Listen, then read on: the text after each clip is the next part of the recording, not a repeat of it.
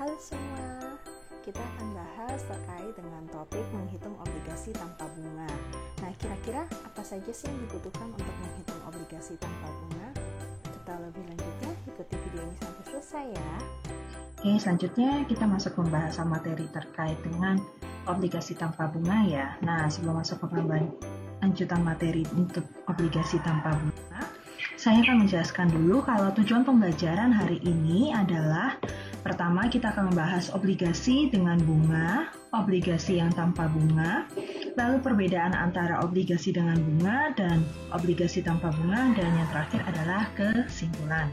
Nah, teman-teman, kemarin saya sudah menjelaskan obligasi ini apa sih sebenarnya.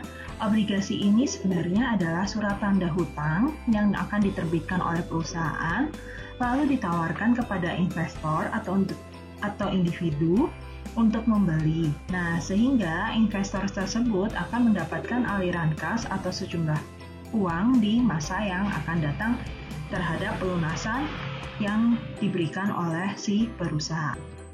Nah, bagaimana kalau dengan obligasi yang memiliki bunga? Nah, teman-teman, beberapa pertemuan yang sebelumnya saya sudah membahas terkait dengan obligasi yang memiliki bunga. Jadi, kalau obligasi yang memiliki bunga, ini ciri-cirinya adalah bunga tersebut akan dibayar setiap periode pembayaran sampai dengan nilai jatuh tempo. Jadi, bagaimana kalau dilunasi? Nah, dilunasi pun juga sama, bunga ini akan dilunasi sesuai dengan nilai nominal dan ditambah dengan bunganya. Jadi, sebagai ilustrasi teman-teman di sini, sebagai ilustrasi, sebuah obligasi A memiliki nilai nominal 1 juta dan memiliki waktu nilai jatuh temponya 10 tahun. Lalu obligasi ini memiliki bunga sebesar 20%. Lalu kemudian sementara itu tingkat keuntungan yang diisyaratkan adalah 20%, dan berapakah bunga obligasi yang akan dibayarkan hingga sampai periode ke-10. Nah, dari periode ke-1 ini untuk menghitung bunga obligasi sendiri, itu caranya adalah yaitu dengan 1 juta dikalikan dengan bunga yang berlaku, yaitu 20%, sehingga bunganya adalah 200.000. Nah, bagaimana kalau kita menghitung obligasi tersebut ternyata periodenya tidak 10 tahun, melainkan 5 tahun. Jadi, kalau saat lunasan sebesar 5 tahun, di sini kita pakai saja rumus dengan cara menghitung obligasi, harga pasar obligasi dengan menggunakan tabel, di mana untuk menghitung bunga sendiri, kita menghitung berdasarkan tabel present value anuitas untuk periode tadi 5 tahun dan bunganya 20%. Sehingga bunga 200.000 tadi yang sebelumnya kita telah hitung, dikalikan dengan tabel present value untuk periode 5 tahun dan bunga 20% adalah di sini 200.000 akan dikalikan dengan hasil tabel tersebut, yaitu 2,9906, sehingga hasilnya untuk bunga adalah 598.120. Nah, bagaimana dengan nominal? Bagaimana dengan nominal? Di sini nominal akan dikalikan dengan tabel present value dengan periode yang sama, yaitu 5 tahun untuk 20%. Sehingga tadi nominalnya adalah 1 juta akan dikalikan dengan tabel present value untuk periode 5 tahun dengan bunga 20% adalah di sini 1 juta dikalikan dengan hasil dari tabel 20% dengan periode 5 tahun adalah 0,4019, sehingga nilai nominalnya adalah 401.900. Nah, ketika dilunasi, berarti harga pasar obligasi akan dilunasi sebesar Rp1.020.000. Jadi dengan kata lain, harga pasar obligasi ini akan dilunasi sama dengan nilai nominalnya. Jadi di sini adalah selanjutnya menghitung harga pasar obligasi berdasarkan dari cara bertahap, yaitu di mana rumusnya adalah harga sama dengan bunga per 1 plus KD pangkat T, yaitu periode yang kita hitung, ditambah dengan nominal 1 per KD pangkat N, sehingga di sini untuk bagian kolom bunga berarti kita hitung per tahap teman-teman. Jadi tadi bunganya di awal sudah dihitung bahwa adalah 200.000, yaitu diperoleh dari 1 juta dikali 20%. Sehingga untuk masuk menghitung bunga dibagi dengan 1 tambah KD pangkat T untuk di periode pertama menjadi 200.000 ditambah 1/20% pangkat 1, sehingga hasilnya nanti adalah 166.066,7 rupiah. Nah, begitu juga selanjutnya untuk di periode kedua. Di periode kedua sama caranya sama teman-teman. Di sini 200.000 dibagi dengan 1 plus 20% pangkat 2 hasilnya adalah 138.889, sehingga bunga dari periode 1 sampai dengan periode 5 nanti adalah totalnya 598.124. Nah, selanjutnya untuk di bagian nominal adalah 1 juta dibagi 1 plus 20 pangkat 5, atau dengan kata lain nanti hasilnya adalah 401.878, sehingga harga pasar obligasi di antara penjumlahan bunga dengan nominal sama, yaitu jumlahnya adalah 1.002 rupiah. Nah, ini untuk gambaran bagaimana menghitung obligasi yang memiliki bunga. Nah, bagaimana dengan obligasi yang tanpa memiliki bunga? Oke, obligasi tanpa memiliki bunga di sini berarti obligasi ini tidak akan dibayarkan bunganya sampai sebelum jatuh tempo. Nah, dengan kata lain rumusnya juga sudah berbeda teman-teman. Di sini rumus untuk menghitung obligasi yang tanpa memiliki bunga atau nanti dengan istilahnya adalah zero coupon base. Zero coupon base di sini berarti sama sekali tidak ada kupon bunganya atau kupon bunganya adalah 0, sehingga di sini adalah harga, yaitu harga pasar obligasinya dihitung dari nilai nominal dibagi 1 plus R pangkat N.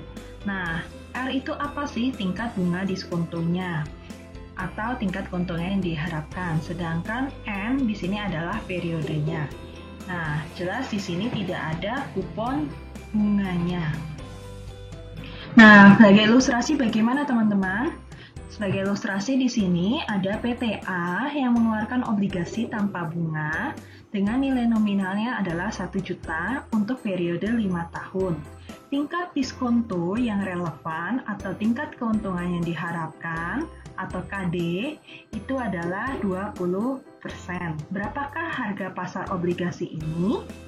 Nah, cara menghitungnya adalah gini teman-teman, harga obligasi sama dengan nilai nominal dibagi 1 plus R. R di sini tadi adalah bunga yang diskontonya atau tingkat keuntungan yang diharapkan.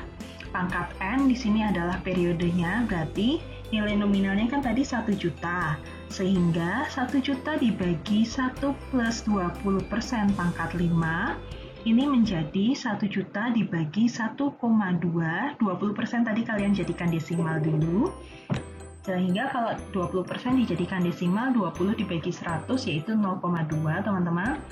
Nah, lalu setelah itu ditambah dengan 1 menjadi hasilnya adalah 1,2 dipangkatkan 5. Nah, sehingga hasilnya untuk harga obligasi tanpa bunga ini menjadi harga pelunasannya yang diterima adalah 401.878, dan ini berbeda sekali ya teman-teman. Tadi kalau menghitung obligasi dengan bunga ternyata yang diterima pelunasannya menjadi 1 juta, sedangkan kalau obligasi tanpa bunga dengan tingkat keuntungan yang disyaratkan sama, ini ternyata hasilnya adalah 401.878. Nah, kira-kira selisih antara yang memiliki bunga dengan yang tanpa bunga lumayan sangat besar teman-teman. Jadi, selisih disinilah yang menyebabkan investor masih mempertimbangkan apakah mau membeli obligasi tanpa bunga atau obligasi yang memiliki bunga. Nah, sehingga pertanyaan ketiga tentang dari buku belajar ini adalah perbedaan. Perbedaan di sini teman-teman akan membuktikan kira-kira obligasi tanpa bunga sama obligasi dengan bunga itu itu lebih baik yang mana ya? Nah, apakah yang jadi pertanyaan kepada teman-teman adalah apakah di antara obligasi memiliki bunga dan obligasi yang tingkat memiliki bunga, apakah lebih beresiko yang memiliki bunga kah? Atau lebih beresiko yang tidak memiliki bunga? Nah, kita buktikan ya teman-teman. Jadi, yang pertama sebagai ilustrasi obligasi yang memiliki bunga, di sini obligasinya dengan kupon bunga 20%. Lalu nilai nominalnya 1 juta. Terus kemudian periodenya adalah 5 tahun, harga pasar obligasi yang ditawarkan adalah 1 juta. Nah, di sini selanjutnya untuk ilustrasi yang kedua, obligasi tanpa bunga, itu obligasi ini memiliki nilai nominal menjadi Rp2.488.320 dengan tingkat bunganya adalah 20%, lalu periodenya di sini adalah 5 tahun, dan harga pasar obligasi yang ditawarkan juga sama, yaitu 1 juta. Nah, ternyata ada suatu kondisi tertentu, bunga yang tadinya 20% menjadi satu hari berikutnya bunga di pasar berubah menjadi 25%, 23%, 20%, terus 15%, dan 18%. Nah, teman-teman bisa melihat di buku ya. Jadi ada perubahan 25%, 23%, 20% atau tetap bunganya sama dengan tawaran yang semula, 18% dan 15%. Dan tapi tetap teman-teman di sini jangka waktunya tetap 5 tahun. Nah, kita hitung ya untuk obligasi yang tanpa memiliki bunga. Ternyata bunga di pasar saat berubah menjadi 25%, ini caranya menghitungnya adalah nilai nominalnya tadi Rp2.488.320 dibagi dengan 1/25% pangkat 5 karena periodenya 5 tahun, sehingga obligasi tersebut kalau dilunasi menjadi Rp815.373. Nah, sama halnya dengan bunga yang di pasar, cara menghitungnya. Kalau bunga di pasar menjadi 23%, berarti di sini R-nya diganti 23% tetap dengan pangkatnya 5 tahun, yaitu Rp883.854. Jadi saat dilunasi nanti dengan bunga 23% untuk periode 5 tahun, angkanya adalah Rp883.854. Nah, dengan 20% ternyata tetap teman-teman yang diterima nanti pelunasannya sama-sama 1 juta. Selanjutnya untuk 18%, kita tinggal rubah aja R-nya menjadi 18%.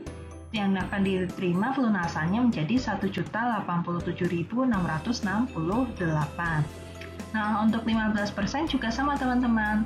Tinggal ganti saja R-nya, yaitu dengan cara rumus yang sama, nilai nominal dibagi 1 plus 1 ditambah 15% pangkat 5, sehingga nanti pelunasannya menjadi Rp1.237.135. Nah, di sini perbedaannya teman-teman. Nah, kita lihat ya, kalau dengan menghitung obligasi dengan bunga, apakah tetap sama hasilnya menjadi harga-harga pelunasannya seperti ini, lebih tinggi atau lebih naik ya, atau bisa jadi yang ada bunganya menjadi lebih turun. Kita buktikan saja teman-teman. Oke, nah di sini untuk mencari perhitungan tabel present value anuitas, kalau tidak ada perhitungannya di dalam atau hasil perhitungan tabel bunga tersebut, dibiasakan teman-teman untuk menghitungnya secara manual, yaitu menggunakan rumus adalah 1 dikurangi 1/1 dalam kurung 1 plus I, itu adalah bunganya yang berlaku, dipangkatkan N itu adalah periodenya, dibagi dengan I. Nah, terus kemudian kalau sudah ketemu hasil perhitungan tabel, maka bunga di awal yaitu 200.000 dikalikan dengan hasil tabelnya. Teman di sini pertama untuk di bagian bunga di awal kan tadi 200.000. Kalau bunga di pasarnya berubah menjadi 23%, yang tetap kalian hitung bunganya tetap 200.000, tidak 230.000 karena bunga yang di awal berlaku adalah 20% yang hanya berubah satu hari berikutnya menjadi 23% dan periodenya pun tetap sama yaitu dihitung 5 tahun karena yang berubah di sini hanya periode hari di dalam tahun tersebut, tidak tahunnya. Jadi dengan kata lain, bunga ini tetap 200.000 yang dihitung, bukan 230.000. Nah, selanjutnya berarti kalau kayak gini, bunga di awal yang sudah kita dapat yaitu 200.000, kita akan kalikan dengan tabel present value yang berlaku untuk bunga yang di pasar saat ini, yaitu 23%, sehingga hasilnya adalah menjadi 2,803. Nah, hasil perkalian antara bunga dengan tabel itu ada nanti di kolom D, sehingga hasilnya menjadi Rp560.995. Sama halnya dengan di bagian nominal, teman-teman. Di sini yang berlaku adalah menghitung nominal dengan menggunakan tabel present value. Nah, tentunya diingat kembali teman-teman, yang berubah di sini adalah bunga yang di pasar. Jadi di sini adalah 23%, sehingga hasil tabel present value-nya untuk 23% adalah 0,3552 menjadi untuk menghitung bagian nominal berarti di kolom G yaitu 1 juta dikalikan dengan 0,3552 menjadi untuk perhitungan nominal yang setelah dikalikan dengan tabel present value yaitu Rp355.201, sehingga harga pasar obligasinya menjadi Rp915.896. Nah, tentunya teman-teman di sini sudah paham ya cara menghitungnya. Nah, sama halnya juga dengan menghitung 25%. Menghitung di 25% pun juga sama, teman-teman. Bunga yang berlaku adalah menghitung dengan 20% karena hanya terjadi perubahan satu hari, tidak 1 tahun. Kalau 1 tahun berarti nanti yang digunakan adalah bunga yang berlaku yaitu 25%, bukan lagi 200.000. Atau bunga yang berlaku nanti menjadi 250.000, bukan lagi 200.000. Sehingga menghitung bunganya adalah bunga 200.000 dikalikan dengan tabel present value anuitas yang berlaku. Di sini menghitungnya adalah tabel untuk 25%, yaitu menghasilkan 2,6892, sehingga bunganya adalah 537.840. Sama halnya dengan bagian nominal, nominalnya tetap sama 1 juta, tetapi menghitung tabelnya di sini menggunakan bunga pasar yang berlaku yaitu 25%, sehingga hasilnya adalah 0,3277. Nah, sehingga kalau dikalikan nominal dengan tabel present value itu menjadi 327.700, sehingga harga pasar obligasi untuk tingkat bunga pasar 25% menjadi Rp865.540. Nah, sama halnya dengan nilai 18%. Oke. Tadi kalau dengan menghitung 20% ternyata tetap ya sama-sama masih 1 juta pelunasannya. Nah, yang berubah adalah ketika 18%.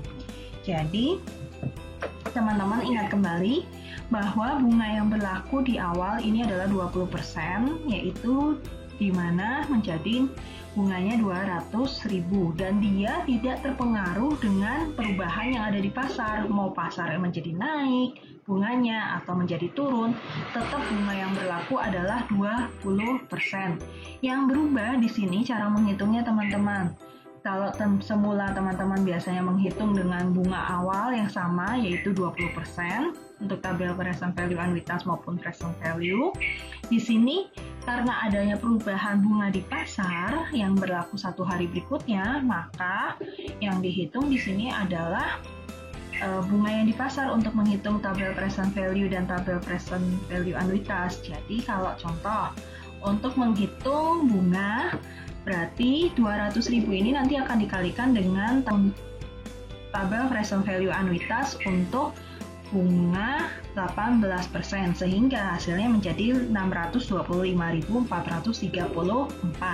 Sama halnya dengan di bagian nominal, Di sini berarti 1 juta akan dikalikan dengan tabel hasil perhitungan present value untuk tabel 18%, sehingga hasilnya adalah 0,437 menjadi nanti pelunasannya yang diterima adalah Rp1.062.434.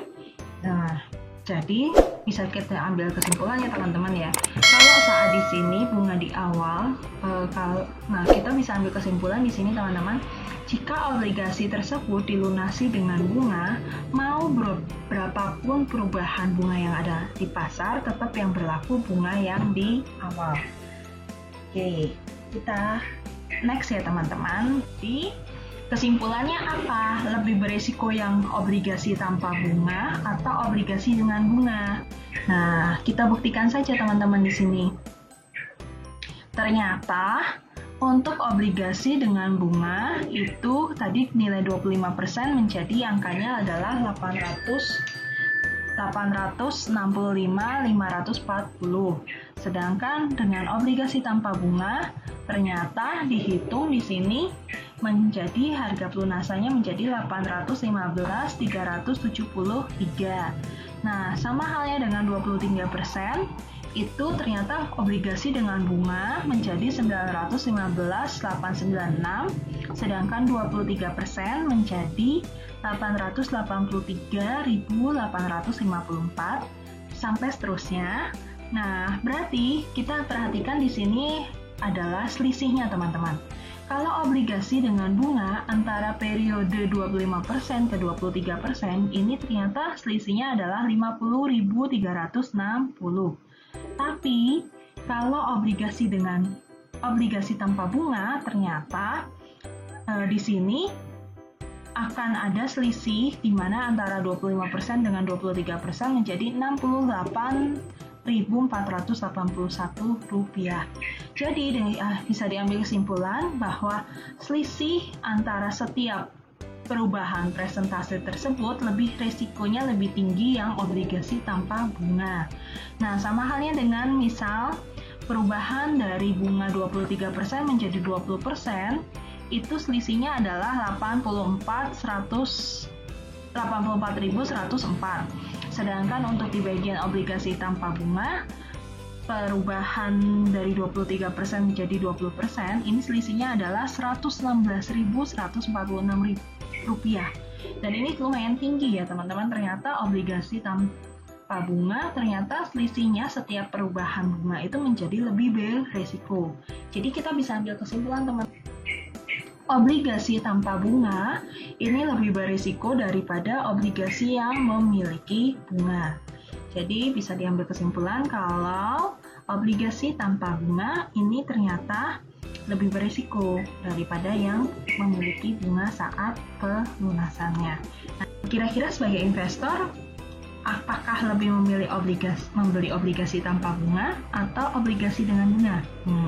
Tentunya kalau investor yang dia sifatnya adalah risk taker atau mau mengambil risiko, dia biasanya akan memilih obligasi tanpa bunga. Sedangkan untuk investor yang sifatnya risk averse atau menghindari risiko, berarti dia akan memilih obligasi yang dengan bunga. Demikian pembahasan dari topik menghitung obligasi tanpa bunga. Kalau ada pertanyaan, silahkan komen di bawah ini. Jangan lupa subscribe dan aktifkan lonceng notifikasi untuk tahu video selanjutnya. Sampai jumpa!